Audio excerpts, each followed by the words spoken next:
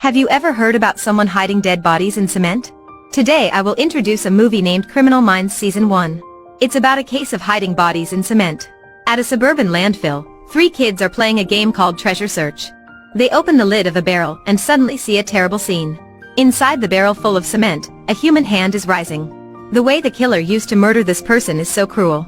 This case is transferred to FBI headquarters in Washington. It is taken over by the Behavioral Analysis Unit.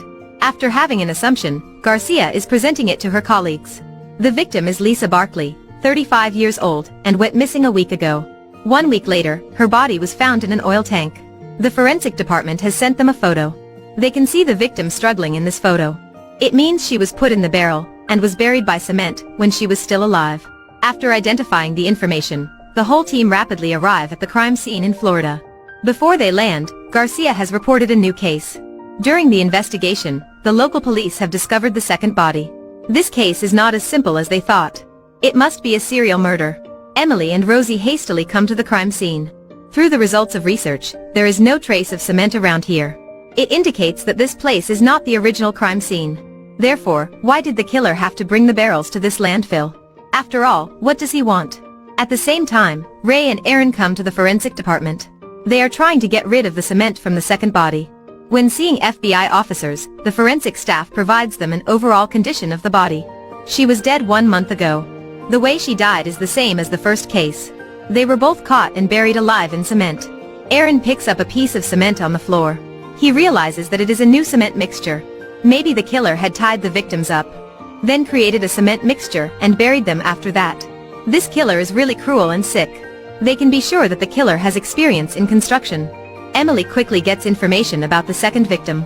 Sharon, a 33-year-old supermarket cashier, is a single mother with a 10-year-old son. Having looked over the profiles of 2 victims, they see that the 2 women are both single moms. Is this a connection to the killer? Sharon's son also comes to the police station. He says there are many maintenance people around his living area. Is this also a useful clue for the 2 cases? The third body appears in the suburban dumpster. Another woman was killed in the barrel full of cement again. However, because she is found early, the cement has not hardened. This is very helpful for the investigation team. The forensic team claimed that the time of death was about 2 hours ago. Ray also discovers a bruise inside the victim's nose. It results from a brain lobe surgery. After gathering all evidence and giving the preliminary conclusions, they identify the killer's overall information. Based on victims' ages, the killer could be a man who is between 30 and 40. He usually conducts simple lobe surgeries on victims' bodies. He also injects chlorine into them, making their brain lobes destroyed.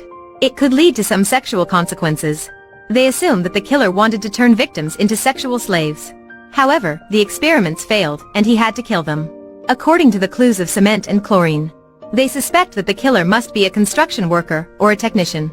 After that, the police station begins looking for relevant evidence. Meanwhile, Garcia has found the locations of victims' accommodations.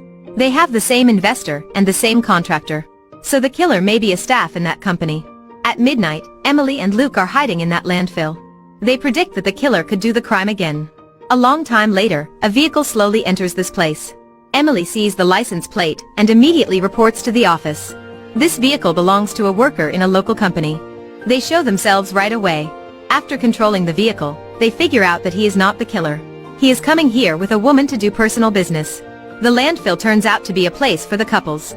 Maybe it is the reason why the killer put the bodies here. The next day, the analysis team continue analyze the information. Ray gets some news from the forensic department. All 3 victims were not sexually abused before death. Emily's assumption must be wrong. Because the killer wanted to get rid of their brain lobes. That was not related to sexual slaves. Nevertheless, why he did those surgeries?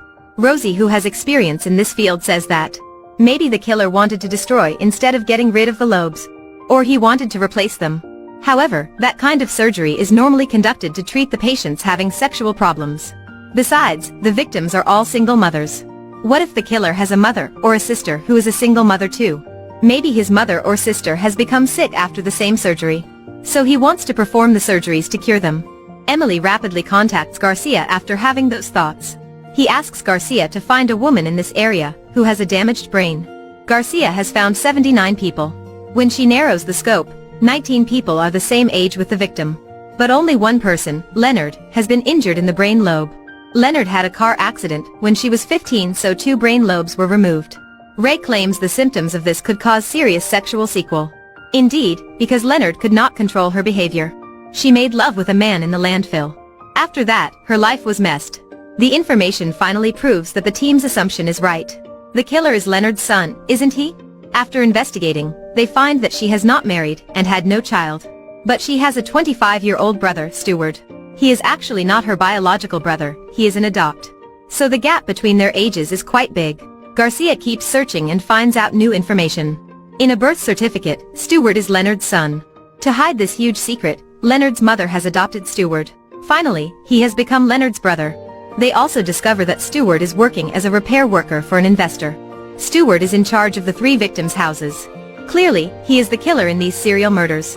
Now, Stewart is tying her adoptive mother, who is actually his grandmother, on a chair.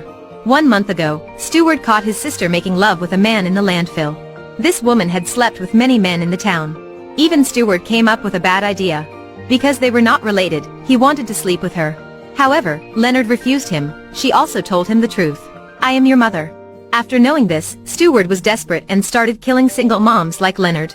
He is making his grandmother tell the truth. After hearing everything, he feels hatred more for her. "Why did you adopt me? Why didn't you care about my bad mother?" He then pushes the woman into a hole. Leonard was also buried alive by him before. When the cement is poured into the hole, the woman screams out loud. It slowly flows to the hole and begins to fill her legs. At this moment, the police come up. The old woman is rescued and Stewart is arrested. This is such a pervert, but he is also miserable. He will spend the rest of his life in jail. It is the end of the movie. See you in the next videos.